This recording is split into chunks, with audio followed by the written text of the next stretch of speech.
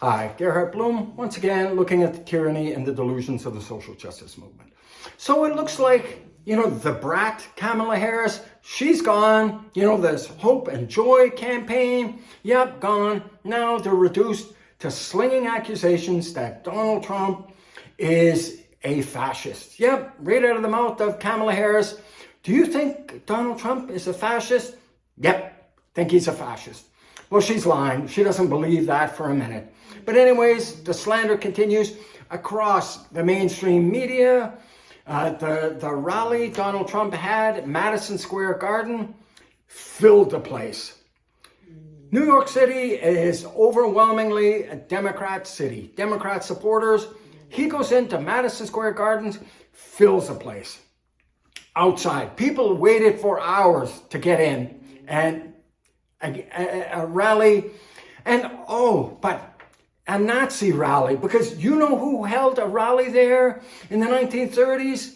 Yep, American Nazis. Yeah, actual Nazi supporters in the United States had a rally there, right, in the 1930s. Well, the Beatles played Madison Square Garden. Nobody accused them of being Nazis.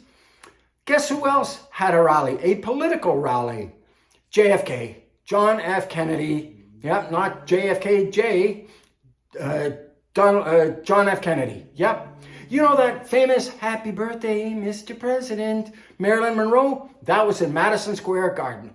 And I don't believe anybody accused him of being a Nazi or a Nazi adjacent or a Nazi sympathizer. But yeah, all across mainstream media, Donald Trump accused of being a Nazi. A racist rally. A racist rally. Guess what was seen at this rally? Yep, Israeli flags. There were black people at this racist, white supremacist rally. There were Jews, there were Hispanics, Asians, people of all races, all colors, and all creeds at this rally. Because guess what? They're not racist. They're not racist. They're not white nationalists. And here, you want to accuse Trump of being a fascist. Well, here's the Democrats flirting with ending the filibuster. Yep, ending the filibuster so they can push through, unwelcome legislation. They got 51% of the votes, push this legislation through, nothing you can do to stop it. Well, that's not the way the game has been played for decades and decades, right?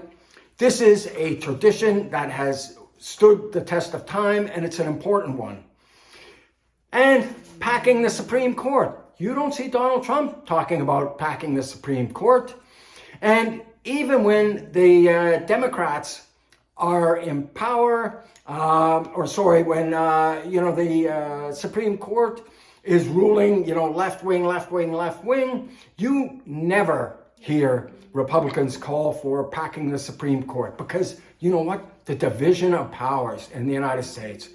That's what keeps America strong, right? The respect for tradition and the division of powers. The division of powers keeps everybody honest. Joe Biden, he is constitutionally mandated to uphold the Constitution and the laws of the United States. And guess what? He is failing to defend the border.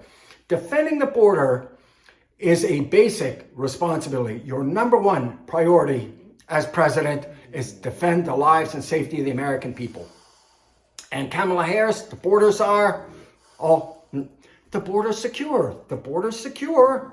The border's secure insofar as we consider it a priority. And then, the border's not secure, and blame Donald Trump. Donald Trump hasn't been president for 4 years.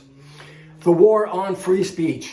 I remind you, it's not the Republicans, not the conservatives, certainly not Donald Trump.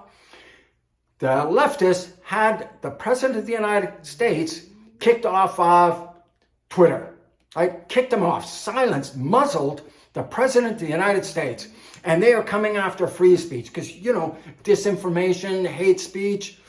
Tim Walz, right? Tampon Tim says, there's no protection for hate speech. It's in the Constitution. You have a right to free speech. Hate speech is anything leftists don't like, right? Including the Hunter Biden laptop story. Remember that? That was the government censoring the media, right? The officials in the FBI and the CIA were pressuring private social media companies to suppress that Hunter Biden laptop story. That is unconstitutional. The government can't do it, and the government can't strong arm third parties to engage in censorship on its behalf. But guess what? That's what it did. That strikes me as a little bit authoritarian, a little bit fascist. Now, when you have these corporations colluding with the government to support a political party, that is the very definition of fascism. Very definition. And I remind you, the National Socialist German Workers' Party, that's the Nazi party, its full name. Donald Trump hates Jews, right? He has grandchildren who are Jewish. There is no greater supporter of the state of Israel than Donald Trump. He moved the embassy, the American embassy, to Jerusalem, right? He is responsible for the historic Abraham Accords, right? Because the Arab countries in the region started to realize we have more to fear from Iran than we do from Israel. In fact, they never had anything to fear from Israel. If Israel just wanted to be left in peace. But now they realize, you know what? We can make some money by engaging in trade and commerce with Israel, and we need an ally against Iran. Well, it was the Trump administration that was to thank for that. Donald Trump should have won a Nobel Peace Prize. And, instead, Barack Obama gets it for being a black president. Yep, toss him the Nobel Peace Prize, hadn't done a damn thing other than show up as a black president. Sanctions on Iran. Donald Trump had sealed off the oil trade from Iran. It's lifeblood, oil. Donald Trump told the world, you buy Iranian oil, you don't do trade with the United States. So billions and billions of dollars, Iran lost access to. Joe Biden gets into power, turns that funnel back on. Why? Because his energy policies were causing oil prices and heating costs to go through the roof. So he needed to bring down the price of domestic energy. So allowed, and guess what Iran did with that money? Yep, funded Hezbollah, funded the Houthis and Hamas. And guess what that did, right? Cost 1,200 Israeli innocent people to be slaughtered in this massive war that's going on now. Guess what Donald Trump did also? He cut funding to UNRWA, that is the UN Work Relief Agency, because he knew that money was going to fund, terrorism. Billions of dollars of aid going into Gaza, terror tunnels, weapons, all sorts of terrorist operations. Donald Trump shut off the valve.